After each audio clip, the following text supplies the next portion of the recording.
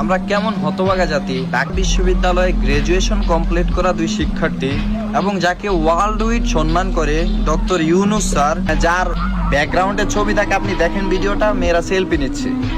এটা কিন্তু অন্য রাষ্ট্রে, বাংলাদেশে না। এবং মেসি থেকে রোনালদোরা তার সাথে সেলফি নিতে আসে।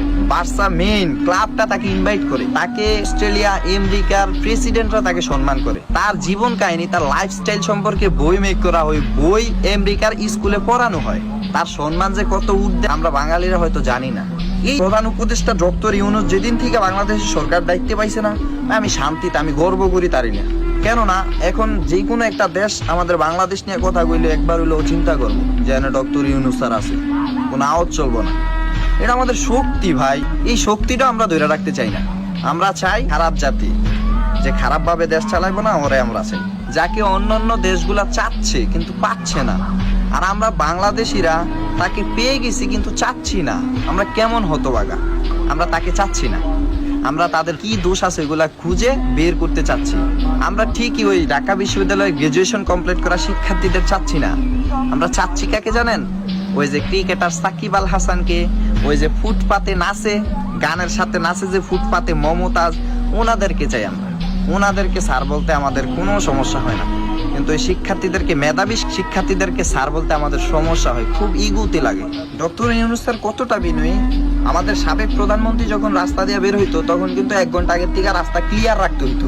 এরকম প্রাইম মিনিস্টার ওনারা, মানুষদেরকে কষ্টে রাখা ওনারা রাস্তা ক্লিয়ার করে যাইতো। তো দেখেন ডক্টর ইউনুস স্যার, তিনি জ্যামে আটকায় আছেন, তিনি রুলস মানেন, শিক্ষিত মানুষ, কতটা বিনয়ী। আমরা তাকেও পছন্দ করি না।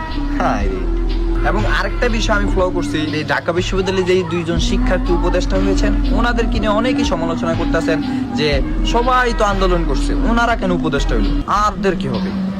দেখেন ভাই, যারাই আন্দোলন করছে সবাই কি উপদেষ্টা দিয়ে দিব, সবাই কি পদে বসাইবো? সবার অনুমতি সাপেক্ষে, আসিফের অনুমতি সাপেক্ষে, সবার অনুমতি সাপেক্ষেই তাদেরকে উপরে বসানো হয়েছে। এর মানে এই নেই যে তারা উপরে বসছে আমাদেরকে ভুলে গেছে। ওনারা উপরে বসছে আমাদের জন্য। ওনারা যে উপদেশটা হয়েছে না, আমাদের উপকার হয়েছে। আমাদের স্টুডেন্টদের মধ্যে 2জন গেছে, আমরা এখন ওদের সাথে ফ্রি মাইন্ডে কথা বলতে পারবো, আমাদের দাবিগুলা তুলে ধরতে পারবো। এটা তো ভালো। এটা নিয়ে অনেকভাবে কথা বলতেছে যে ওনারা উপদেশটা গেছে আর সবাই ঝাড়ু দিতেছে আর ময়লা পরিষ্কার করতেছে, সবাই এরকম করতেছে। ওনারা ঠিকই চেয়ারে বসছে, ওনারা তো আমাদের জন্যই গেছে। ওনারা লিড দেওয়াতেই ওনাদেরকে বসাবে না, আমারে আপনারে বসাবে। সো বলি কি ভাই, নিজের মেন্টালিটিটাকে একটু প্রেস রাখেন। যারা উপরে বসছে আমার আপনার দেশের জনগণের ভালোর জন্যই বসছে। আমি দায়িত্ব নিয়ে বলছি, ট্রাস্ট মি, আমাকে বিশ্বাস রাখুন। আমার আপনার পুরা বাংলাদেশের ওদের দ্বারা কোনো ক্ষতি হবে না।